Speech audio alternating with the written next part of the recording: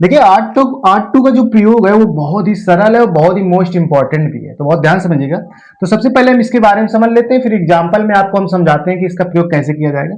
देखिए art to का प्रयोग वहां पर किया जाता है जहां पर हम किसी को सलाह दे रहे हो। जैसे हम कहते हैं कि तुम्हें अपने अध्यापकों का सम्मान करना चाहिए, तो इसका मतलब ये हम क्या कर रहे हैं, सलाह दे रहे हैं। या फिर हम कहते हैं कि हमें अपने अध्यापकों को सम्मान करना चाहिए, तो ये भी एक सलाह है। तो जब वाक्य में सलाह दी जाए और वाक्य के अंत में चाहिए अर्थ आ जाए, क्या आ जाए, चाहिए, तो उसके लिए फिर हम ought टू का प्रयोग करते हैं प्रत्येक सब्जेक्ट के साथ। या फिर हमारा कोई कर्तव्य हो या फिर कोई मोरल रेस्पॉन्सिबिलिटी हो, मतलब कोई हमारा कर्तव्य, जैसे कहते हैं कि हमें गरीबों की सहायता करनी चाहिए, हमें अपने माता पिता की आज्ञा का पालन करना चाहिए, तो ये हो गई हमारी एक नैतिक जिम्मेदारी। तो एक एक करके हम एग्जाम्पल के जरिए समझेंगे इसका प्रयोग। तो सबसे पहले आ जाते हैं हम लोग फर्स्ट एग्जाम्पल में सलाह के रूप में।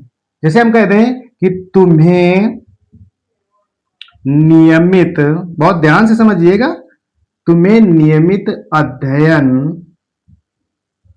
करना चाहिए। जैसे मान लो ये एक सेंटेंस है, तो देखिए वाक्य के अर्थ से ही पता चलता है इसमें।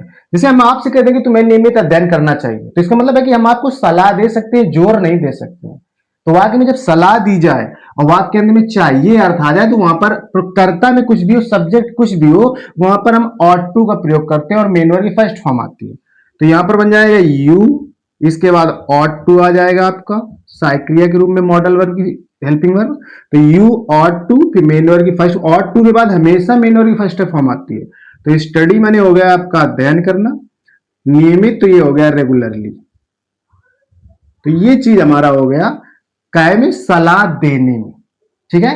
जैसे एक और सलाह देने में देख लीजिए, जैसे हम कहते हैं कि हमें अपने अध्यापकों का सम्मान करना चाहिए। जैसे मान लो ये एक सेंटेंस दिया गया है, तो अगर हमें अपने अध्यापकों को सम्मान करना चाहिए, तो ये भी एक सलाह है, हम जोर नहीं दे सकते हैं किसी चीज में, इसमें सलाह ही दी जा सकती है। तो ऐसे सेंटेंस में कर्ता में कुछ भी लिखा हो, उसके तुरंत बाद ought टू का प्रयोग, फिर मेन वर्ब की फर्स्ट फॉर्म। तो ये सम्मान करना हो जाएगा रेस्पेक्ट, अपने अध्यापकों का तो हो जाएगा आवर टीचर्स। क्या बन जाएगा, आवर टीचर्स। तो ये दोनों सेंटेंस जो आपके सामने लिखे हुए हैं, ये सलाह को प्रकट करते हैं। तो जब वाक्य सलाह को प्रकट करे, अंत में चाहिए अर्थ दिया हो, तो वहां पर आपकी मॉडल वर्ब ought टू का प्रयोग प्रत्येक कर्ता के साथ हो। सब्जेक्ट चाहे एक वचन हो चाहे बहुवचन हो, उससे कोई मतलब नहीं। कर्ता सब्जेक्ट कुछ भी होगा, हमें ought टू क्रिया लेनी है मॉडल वर्ब के रूप में, और इसके बाद मेन वर्ब की फर्स्ट फॉर्म का प्रयोग करना है। अब आगे हम लोग बढ़ते हैं ड्यूटी, कर्तव्य या मोरल रेस्पॉन्सिबिलिटी के लिए। तो देखिएगा आगे हम लोग देखते हैं रूल नंबर 2 पर, अगर वाक्य में कर्तव्य दिखाए या फिर मोरल रेस्पॉन्सिबिलिटी मतलब नैतिक जिम्मेदारी दिखाए, उसमें क्या होता है। तो जैसे इसका एग्जांपल देखिएगा, बहुत ही मोस्ट इंपॉर्टेंट है, एंड तक देखोगे तभी आपको समझ में आएगा। जैसे हम कहते हैं कि हमें गरीबों की सहायता करनी चाहिए। जैसे मान लो ये सेंटेंस दिया गया, तो देखिए हमें गरीबों की सहायता करनी चाहिए, तो ये हमारे कर्तव्य होता है, एक नैतिक जिम्मेदारी होती है, इसमें कोई प्रेशर नहीं होता है। तो ये ऐसे सेंटेंस जो होते हैं कि हमें गरीबों की सहायता करनी चाहिए या हमें अपने माता पिता की आज्ञा का पालन करना चाहिए, तो ऐसे सेंटेंस हमारे आ जाते हैं इस रूल नंबर 2 पर, जो हमेशा ये कर्तव्य और नैतिक जिम्मेदारी को प्रकट करते हैं, जिससे हम ought टू का प्रयोग इन पर भी करें।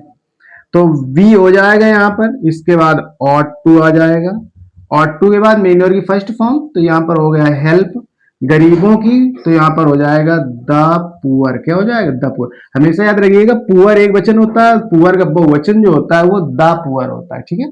इसके बाद देखिएगा दूसरा, जैसे हम कहते हैं कि हमें अपने माता पिता की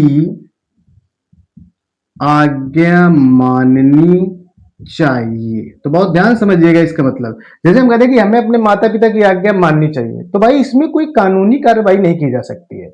सीधा सीधा फंडा मैं आपको बता दूं कि ought टू का प्रयोग वहां पे किया जाता है जिस पर कोई कानूनी कार्रवाई ना की जा सके। मतलब इसका मतलब क्या हुआ, इसका मतलब ये हुआ कि जैसे हमें गरीबों की सहायता करनी चाहिए, तो इसमें ऐसा तो नहीं है कि हम गरीबों की सहायता नहीं करेंगे तो हमें पुलिस पकड़ लेगी, या फिर हम अपने माता पिता का कहना नहीं मानेंगे तो कोई केस हो जाएगा, पुलिस ले जाएगी, जेल हो जाएगा, ऐसा तो नहीं हो सकता है। तो इस चीज को बोला जाता है कि कानूनी कार्रवाई जिस पर कार्य पर ना हो सके या जिस कार्य के प्रति कोई कानूनी कार्रवाई ना की जा सके, वहां पर हम ought to का प्रयोग करते हैं। तो यहां पर हो जाएगा, देखिएगा वी, इसके बाद हो जाएगा आपका क्या, ought to। तो यहां पर आ गया ought to, मेन वर्ब की first form I ought to के बाद, तो हो जाएगा ओबे। इसके बाद अपने माता पिता, तो हो जाएगा आवर पेरेंट्स। क्या हो जाएगा, आवर पेरेंट्स। तो ये होता है हमारा ought to का प्रयोग, जो कि सबसे मोस्ट इंपॉर्टेंट चीज थी।